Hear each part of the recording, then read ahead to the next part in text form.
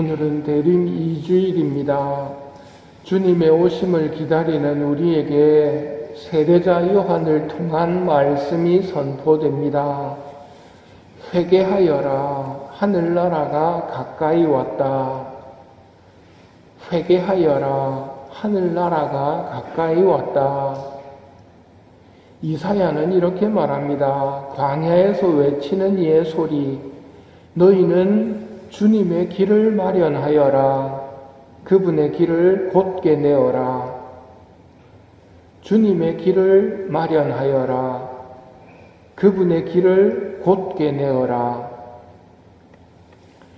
회개라는 말은 방향 전환인데 이 세상만 보고 땅만 보고 살았다면 이제부터는 다가온 하늘나라를 향해 방향을 돌리라는 말입니다.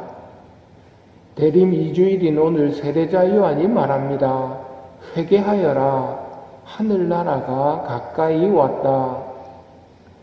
이 말을 듣고 예루살렘과 온 유다와 요르단 부근 모든 사람이 그에게 나아가 자기 죄를 고백하며 요르단강에서 세례를 받습니다. 이것은 대림 시기에 우리가 뭘 해야 하는지 보여줍니다.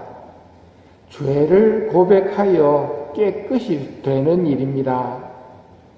주님의 오심에 가장 큰 걸림돌이 죄이기 때문입니다. 죄는 주인님의 뜻을 무시하고 자기 생각대로 하는 것이 죄입니다. 세례자 요한이 많은 바리사이와 사두가이가 자기에게 세례를 받으러 오는 것을 보고 하는 말에는 주의를 기울여야 합니다. 독사의 자식들아, 다가오는 진노를 피하라고 누가 너희에게 일러주더냐? 회개에 합당한 열매를 맺어라. 그리고 우리는 아브라함을 조상으로 모시고 있다고 말할 생각일랑 하지 마라. 올바른 마음가짐 없이 구의 성사에 임한다면 그것은 오히려 더 큰 죄가 됩니다. 구의 성사는 하느님과 화해하는 성사인데 죄를 뉘우치고 회개하는 마음 없이 고해소에 들어오는 것은 예수님의 피를 헛되이 흘리게 하는 일이기에 반드시 피해야 합니다. 고해 성사는 예수님의 핏값으로 죄 지은 우리에게 새로운 삶의 기회를 주시는 성사입니다.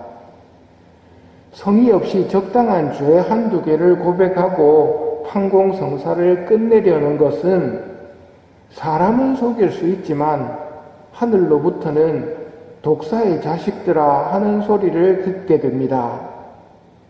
고해 성사는 먼저 성령님과 수호천사께 제 죄를 깨닫게 해주십시오 하고 부탁드리며 조용히 성찰하는 시간을 가진 다음 고해 성사에 임해야 합니다. 그래서 성당 입구에 마련된 고해 성사 준비를 읽으며 고해 성사를 준비하는 것이 좋습니다. 대림 시기에 회개를 요구하는 이유는 하늘나라 잔치상에 우리를 앉히기 위해서입니다.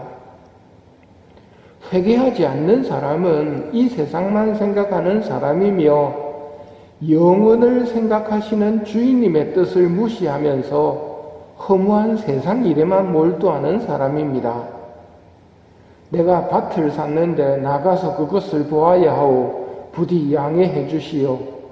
내가 결이서 5쌍을 쌌는데 그것들을 부려보려고 하는 길이요. 부디 양해해 주시오. 방금 장가를 들었소. 그러니 갈 수가 없다오.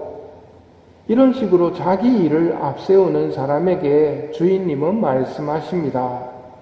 이들 중 아무도 내 잔치 음식을 맛보지 못할 것이다. 회개는 하늘나라를 준비하는 것이며 하느님과 화해하는 것입니다. 이 세상만 생각하며 살던 삶에서 영원한 세상까지 생각하는 사람이 되는 것이 회개입니다. 기도가 올바른 생각을 하게 만들어주는 최고의 약입니다. 기도하지 않으면 자기가 종이라는 것을 잊고 주인 행세를 하다가 망하게 됩니다.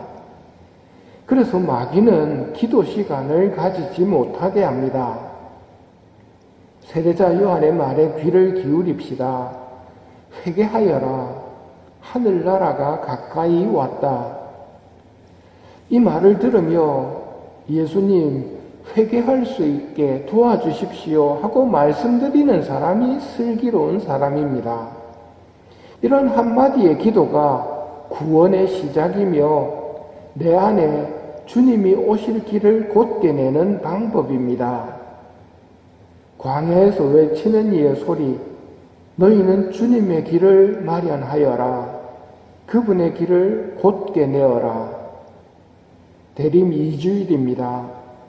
하늘나라를 향해 방향을 돌려 하느님과 함께 살아가는 회개의 은혜를 청하며 이 미사를 봉헌합시다.